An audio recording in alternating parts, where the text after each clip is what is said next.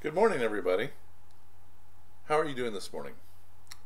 It's time for Reading with Mr. Bob and our story, The Lion, the Witch, and the Wardrobe by C.S. Lewis. Today we have Chapter 7, A Day with the Beavers. Now, if you're new, or if you haven't been watching some of the other videos, if you want to watch the other videos, you'll be able to catch up with where we are in our story. By the way, some of you may have been interested to know what these pictures up here are of. And they are pictures of family members and people that we've known. These kids up here on the left side, those are pictures of who we call our practice grandkids. Now, most of you know I have my own granddaughter, and she was born last December, so that's not her. However, those are children of close friends of ours that we have considered to be our practice grandkids because they have become so close to us. So anyway, back to our story. It's Chapter 7, A Day with the Beavers. While the two boys were whispering behind, both the girls suddenly cried, "Oh," and stopped. "The robin," said Lucy. "The robin, it's flown away." And so it had, right out of sight. "And now what are we to do?" said Edmund, giving Peter a look which was as much to say, "What did I tell you?" "Shh, look," said Susan. "What?" Peter said. "There's something moving among the trees over there to the left." They all stared as hard as they could, and no one felt very comfortable. "There it goes again," said Susan presently. "I saw it that time too," said Peter. "It's still there. It's just gone behind that big tree." "What is it?" asked Lucy, trying very hard not to sound nervous. "Whatever it is," said Peter, "it's dodginess. It's something that doesn't want to be seen."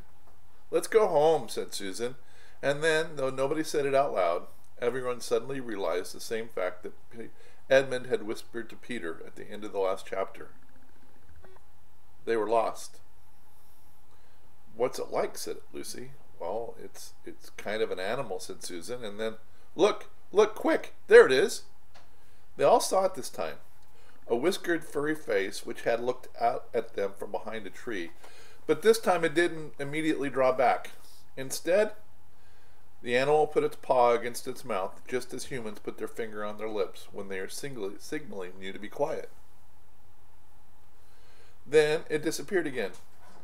The children all stood holding their breath. A moment later, the stranger came out from behind the tree, glanced all around as if it were afraid someone was watching, said "Hush," made signs to them to join it in the thicker bit of the wood where it was standing, then once more disappeared. "I know what it is," said Peter. "It's a beaver. I'm sure I saw its tail." "It wants us to go to it," said Susan, "and it's warning us not to make noise." "I know," said Peter. "The question is, are we to go to it or not? What do you think, Lou?" "I think it's a very nice beaver," said Lucy. "Yes, but how do we know?" said Edmund. "Shan't we have to risk it?" said Susan. "I mean, it's no good just standing here, and I feel I want some dinner." At this moment, the beaver again popped its head out from behind the tree and beckoned earnestly to them. "Come on," said Peter. "Let's give it a try. I'll keep close together. We ought to be a match for one beaver if it turns out to be an enemy." So the children all got close together and walked up to the tree and then behind it, and there, sure enough, they found the beaver. But it still drew back, saying to them in a hoarse, throaty whisper, "Further in, come, further in. Right in here. We're not safe in the open." Only when it had led them to a dark spot where four trees grew close together, so that their boughs met, and the brown earth and pine needles could be seen underfoot, because no snow had been able to fall there, did it begin to talk to them. "Are you the sons of Adam and the daughters of Eve?" it said. We're some of them," said Peter. "Shh," said the beaver. "Not so loud, please. We're not safe even here." "Why, who are you afraid of?" said Peter. "There's no one here but ourselves." "There are the trees," said the beaver. "They're always listening. Most of them on our side, on our side, excuse me. But there are trees that would betray us to her. You know who I mean." And it nodded its head several times. If it comes to talking about sides, said Edmund, how do we know you're a friend? Not meaning to be rude, Mr. Beaver, added Peter, but you see, we're strangers here. Quite right, said the Beaver. Here's my token. With these words, it held up to them a little white object. They all looked at it in surprise, till suddenly said, Of course, it's my handkerchief, the one I gave to poor Mr. Tumnus. That's right, said the Beaver. Poor fellow, he got wind of the arrest before it actually happened, and handed this over to me. He said that if anything happened to him, I must meet you here and take you on to. Here the Beaver's voice sank into silence, and it gave one or two very mysterious nods. Then, signaling to the children to stand as close around it as they possibly could, so that their faces were actually tickled by its whiskers, it added in a low whisper, They say Aslan is on the move, and perhaps has already landed. And now a very curious thing happened. None of the children knew who Aslan was any more than you do, but perhaps even less than you do, because perhaps you've heard of the story already. But the moment Beaver had spoken these words, everyone felt quite different. Here's a picture of the Beaver in the book.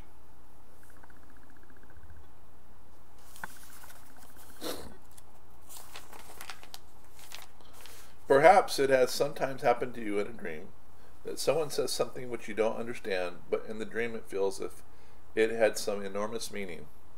Either a terrifying one, which turns the whole dream into a nightmare, or else a lovely meaning, too lovely to put into words, which makes the dream so beautiful that you wish you remembered it all of your life, and are always wishing you could get into that dream again.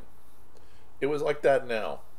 At the name of Aslan, each one of the children felt something jump inside of themselves. Edmund felt a sensation of mysterious horror. Peter felt suddenly brave and adventurous. Susan felt as if some delicious smell or some delightful strain of music had just floated by her. And Lucy got the feeling you have when you wake up in the morning and you realize that it's the beginning of the holidays or the beginning of summer. And what about Mr. Tumnus, said Lucy. Where's he? Shh, said the Beaver, not here. I must bring you where we can have a real talk, and also some dinner. No one except Edmund felt any difficulty about trusting the Beaver now, and everyone, including Edmund, was very glad to hear the word dinner.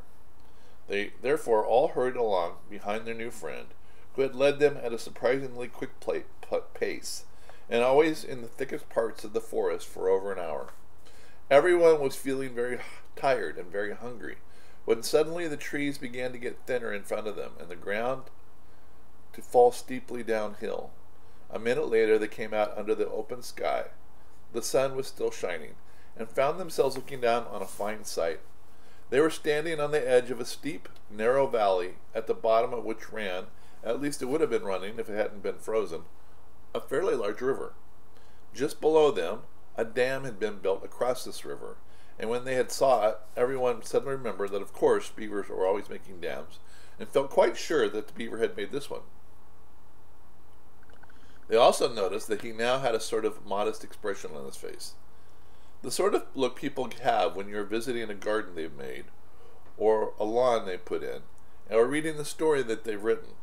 So it was only common politeness when Susan said, "Oh, what a lovely dam." And Mr. Beaver didn't say hush this time, but merely, merely a trifle, and it really isn't finished.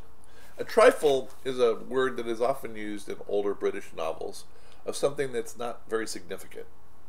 So that's what trifle means in this particular situation. So, above the dam there was what ought to have been a deep pool, but was now, of course, a level floor of dark green ice. And below the dam, much lower down, was more ice, but instead of being smooth, this was all frozen into the foamy and wavy shapes in which the water had been rushing along at the very moment when the frost came.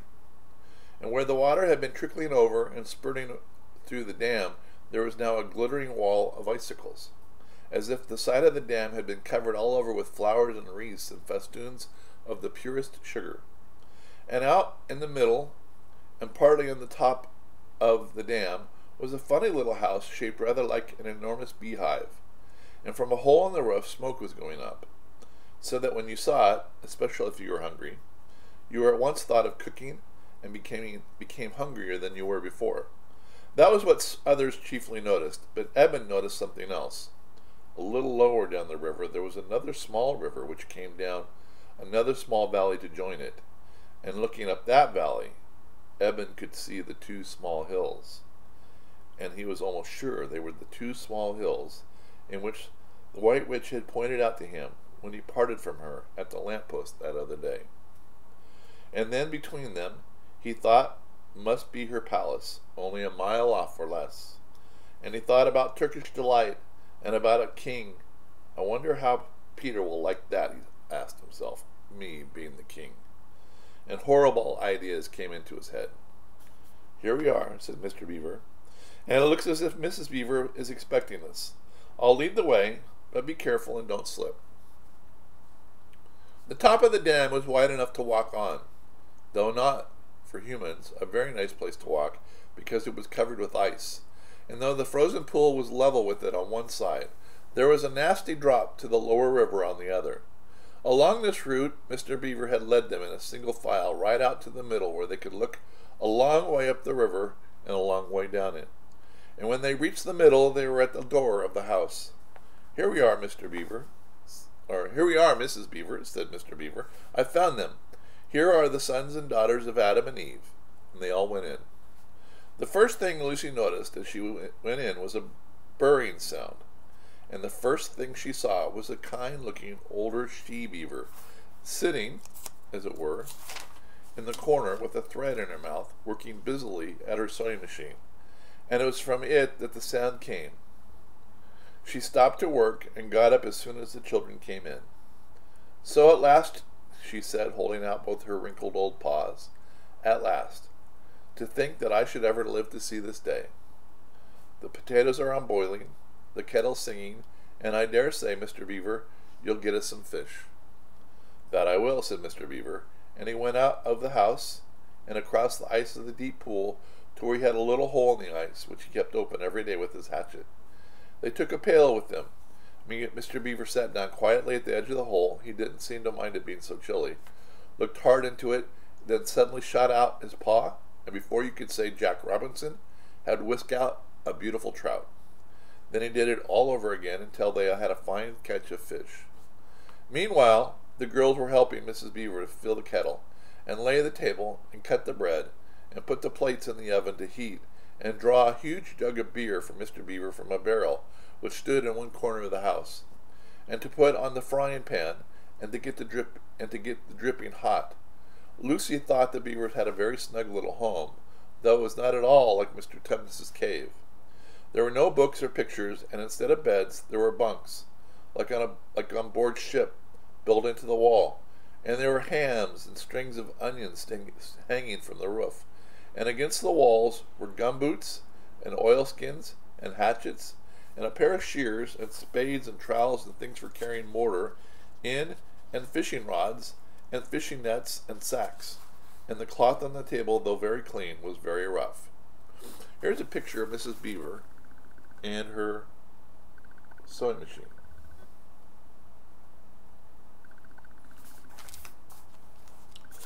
Just as the frying pan was nicely hissing, Peter and Mr. Beaver came in with fish, which Mr. Beaver had already opened with his knife and cleaned out in the open air.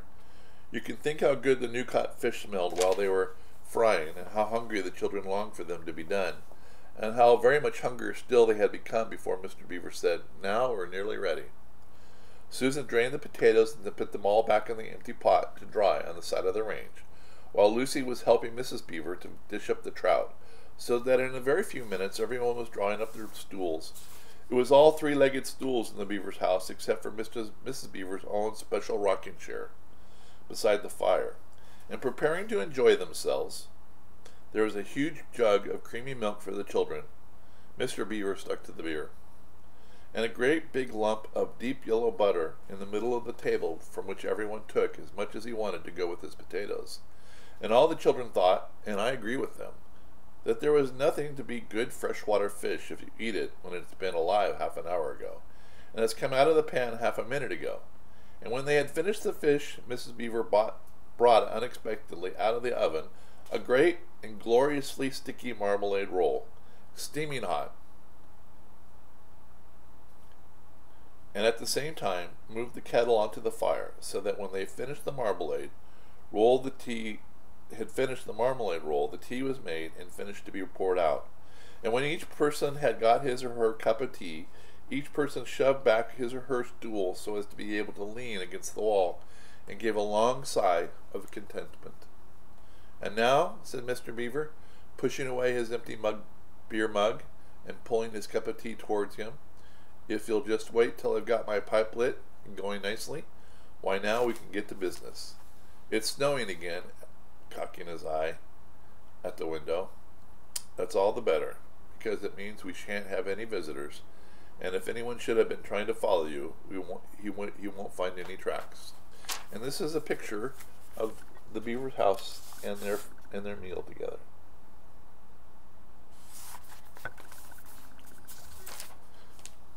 And that's the end of chapter 7. Next time is chapter 8, which is entitled "What Happened After Dinner." I hope you're enjoying our reading. I think it's a good thing to be able to spend time with each other. I've heard wind of the fact that your teachers may be getting a hold of you in the next few days or so, maybe next week, with some lessons that you can learn online, or maybe they have somebody can deliver to you. I hope this will work well for you. Have a good day, and we'll talk to you again soon. Bye-bye.